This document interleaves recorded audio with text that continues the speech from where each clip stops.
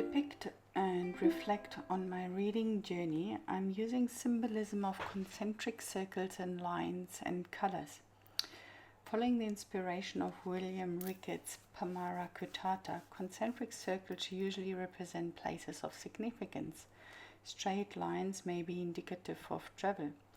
My circles and drawings are by no means an imitation. It merely uses the symbolism and the process to highlight important times in my life in relation to my reading development. I asked my mom whether she read to me when I was very little, and she said that she didn't spend an awful lot of time reading to me. In my memory, books were seen almost as status symbols in the bookshelf, but not something that is part of life and sometimes something you share. Growing up, I also understood that only women read, but not men. I never saw my dad reading a book, whereby my mom always reads. I'm of German origin. I started my reading journey in a German school in South Africa. I remember doing homework and having to underline all the articles in one text. I wasn't able to read, but I was able to identify these words. Maybe at the time it was some sort of sight word activity. I don't really remember how and when I was eventually able to read. It just happened. I always, though, preferred listening to audiobooks. I recall trips to the local library on a regular basis where I chose a new cassette to listen to.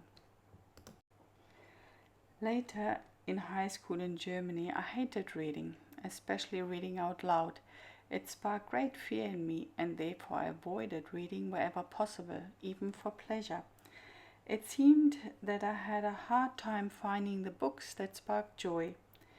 The classic German literature in schools, which students are exposed to from early on, did not help in finding joy. Goethe and Schiller are just not matching J.K. Rowling. My enjoyment of reading started once I started to choose my own books. I can remember reading the Australian and African adventures of Barbara Wood and Wilbur Smith.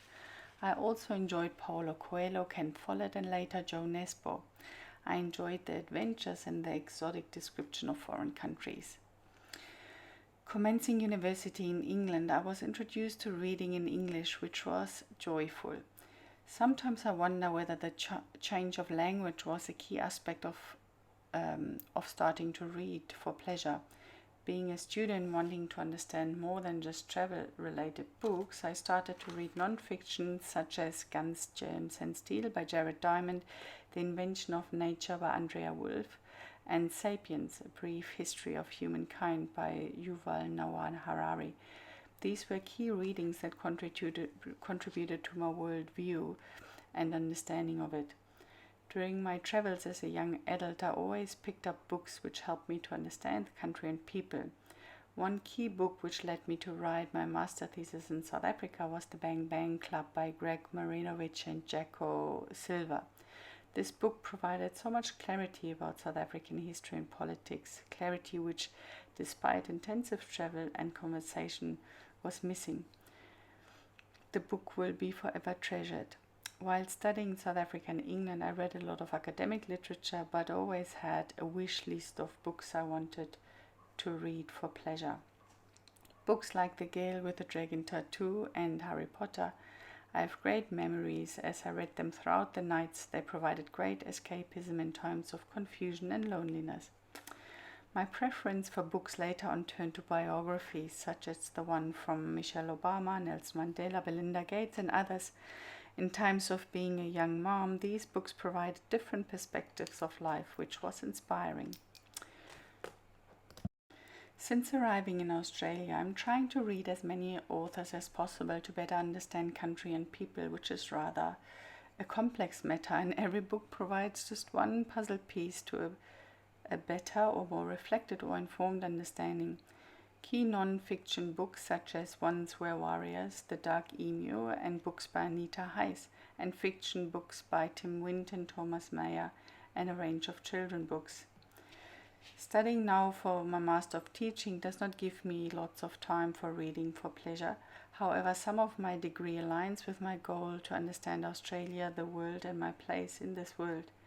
When I read for uni, I read sitting upright at my desk, and when I'm reading for pleasure, I love lying down with a cup of tea and knowing that I have lots of time getting lost in one book.